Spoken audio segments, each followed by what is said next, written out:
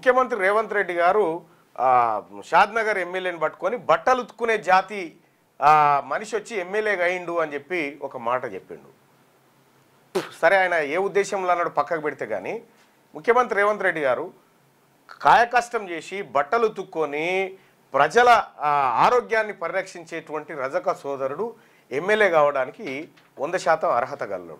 ఎందుకంటే మన రాష్ట్రంలో లంగలను, దొంగలను, కబ్జాకోర్లను, బ్లాక్ మెయిలర్లను ఇటువంటి వాళ్ళని ఎంతోమందిని ఎమ్మెల్యేలను చేసుకొని ఉన్నాం మనం. కాబట్టి కష్టపడేటోడు ఎమ్మెల్యే అయితే తప్పేం లేదు. రెండో విషయం ఏంటంటే ఆ రజకుడు బట్టలు ఉతుక్కునేటువంటి శాఖలైన, బట్టలు ఉతుక్కునే జాతిలో పుట్టినటువంటి శాఖలైన అని మీరు చెప్పారు కదా.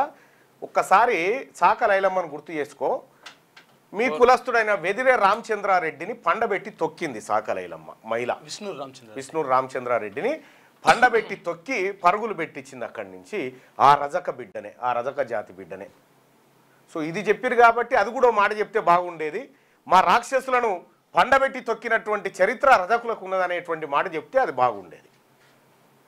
కొద్దిగా ముఖ్యమంత్రి గారు ఈ జాతుల గురించి మాట్లాడేటప్పుడు కొంత అహంకారం తగ్గించుకొని మాట్లాడితే కూడా మంచిది. చేపలు పట్టుకునే ముదిరాజు, చేపలేనా వాళ్ళు పట్టింది? ఏం తెలుసు? రజకుల చరిత్ర ఏం తెలుసు మీకు? మేడేల మహాచక్రవర్తి తెలుసా?